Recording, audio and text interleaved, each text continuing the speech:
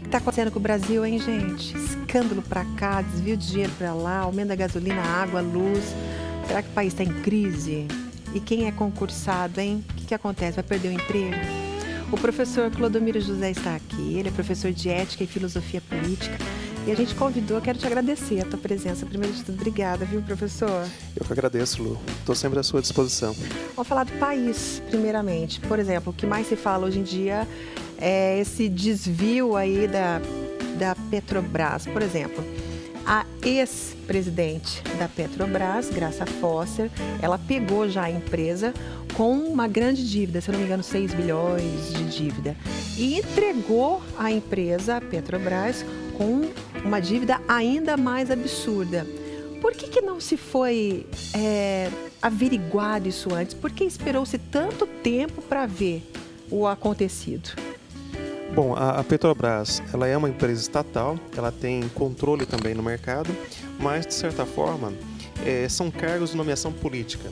O ex-presidente da Petrobras era nomeado pelo presidente Lula, a Graça Fosser foi nomeada pela presidente Dilma. Então, essas nomeações políticas acabam, de certa forma, acarretando essa ausência de fiscalização tão necessária para que não chegasse onde chegou a situação escandalosa da Petrobras. Hoje, como que você vê esse escândalo todo? O que isso pode gerar ainda mais para o Brasil? Olha, como foi dito pelo pastor anunciando o Kairos, Kairos é um termo grego que significa o tempo oportuno, talvez diante de uma crise nós tenhamos aí um tempo oportuno para repensar as nossas instituições. Fica bastante visível, sobretudo no caso da Petrobras, que nós temos um processo institucionalizado de corrupção. Né? E essa corrupção ela acaba o quê? Injetando dinheiro nos partidos políticos, favorecendo empresas e tudo mais. O aspecto negativo é isso, corrupção visível que todos nós estamos chocados. Aspecto positivo, que nós estamos vendo as nossas instituições, Polícia Federal, Justiça Federal, Ministério Público da União, trabalhando e tentando o quê? Coibir esse tipo de prática. Então isso é muito importante. Nós temos que olhar o seguinte, o país está amadurecendo do ponto de vista institucional na maneira de trazer a punibilidade a esses malfeitos. No caso da presidente Dilma, agora está se falando como, teoricamente, ela poderia ter algum envolvimento, ainda não foi provado, certo? Que ela tem envolvimento com esse escândalo todo da Petrobras. Aí se fala muito do impeachment com relação a isso. Qual que é a tua opinião? Até esse exato momento, não há possibilidade ainda de se falar em impeachment, porque o impeachment ele só é possível em crimes de responsabilidade. Existe uma listagem dos crimes possíveis que se enquadram como crime de responsabilidade. Um deles é a improbidade administrativa. Até esse momento, não há nenhum vínculo direto que confirme que a presidente Dilma tenha conhecimento de todos esses escândalos, apesar de o seu subordinado ter sido nomeado por ela.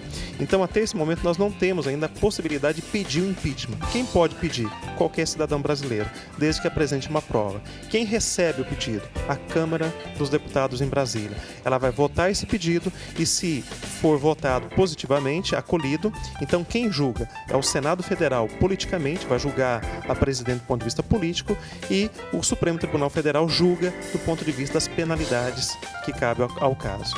Uma vez a presidente recebendo o impeachment, o que acontece com o Brasil?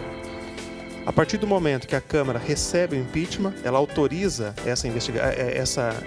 esse processo que vai correr no Senado Federal, ela é afastada do cargo até 180 dias, período que nós temos ali para o julgamento. E quem assume é o vice. Quem assume é o vice-presidente, no caso, o Michel Temer. Que tem outro partido político da presidente. A presidente é PT e ele é? Ele é do PMDB, mas é um partido que sempre esteve na base de apoio do governo do PT, desde a época do Lula. Então não mudaria muita coisa, no caso?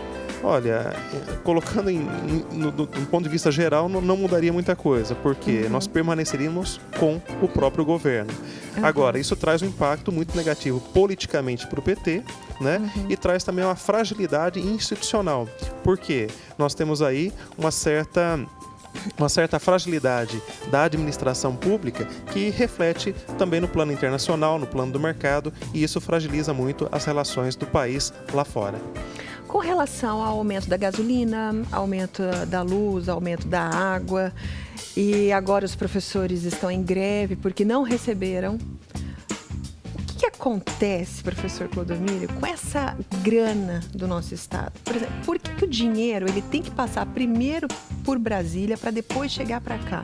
E quando chega, parece que não dá para fazer nada. O que acontece? Como é que funciona isso? Essa é uma questão que envolve, Lu, o chamado Pacto Federativo, que é essa relação da União com os estados e os municípios. Então, fala-se muito hoje de rever esse pacto, de tal forma que o dinheiro arrecadado, por exemplo, aqui no município de Londrina, ele não tem que ir para o estado e depois o estado repassar para a cidade, ou vai para Brasília e volta depois para o município. Mas o que se arrecada aqui seja gasto aqui pelo próprio município. Então você tem o quê? Você tem um descontrole muito grande. Nós arrecadamos no município, parte vai para o estado e outra parte vai para a União. E nem sempre esse dinheiro retorna para o estado, né, na proporção necessária, nem sempre retorna para o município. Então isso é um debate hoje bastante presente no chamado Pacto Federativo, que teria que se mudar isso para que tivesse uma distribuição melhor do dinheiro público e, de certa forma, evitar que nós tivéssemos, dentro dessas transferências todas, a corrupção que é tão abrupta, né? Até eu pensava, Lu, pedir para a Leila dar uma carteira mágica para cada político brasileiro, né? Guardar o seu dinheiro. Leila, você consegue fazer? Consegue? Para todos eles, Leila, são vários. Professor Clodomiro, a reforma política seria muito bem-vinda, não é? Nesse momento ela é imprescindível, até para que nós possamos alterar algumas regras que não nos levem às situações que nós estamos vivendo.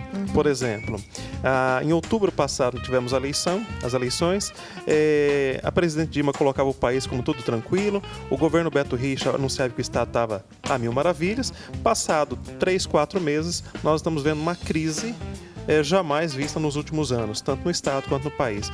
Então, a pergunta que fica no ar, eles mentiram para a população? Se mentira, não é esse tipo de política que nós queremos. Nós queremos o quê? Políticos honestos, políticos que demonstrem para a população a real situação que o estado está vivendo. O que a gente pode fazer se o nosso voto é apenas um voto? Então, o que nós temos no país é uma autonomia do voto, o processo de escolha. Nós escolhemos. E a escolha, de certa forma, ela representa uma confiabilidade para 4 anos.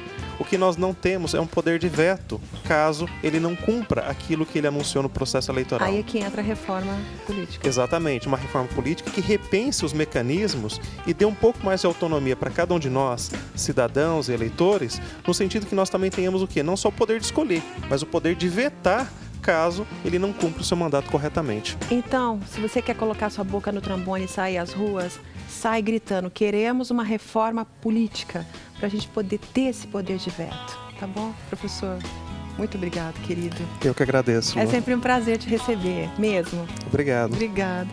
Vejo vocês amanhã às 14h com muito mais, tá bom? Tudo que você fizer, faça com amor. Tchau. Hello, wherever you are you dancing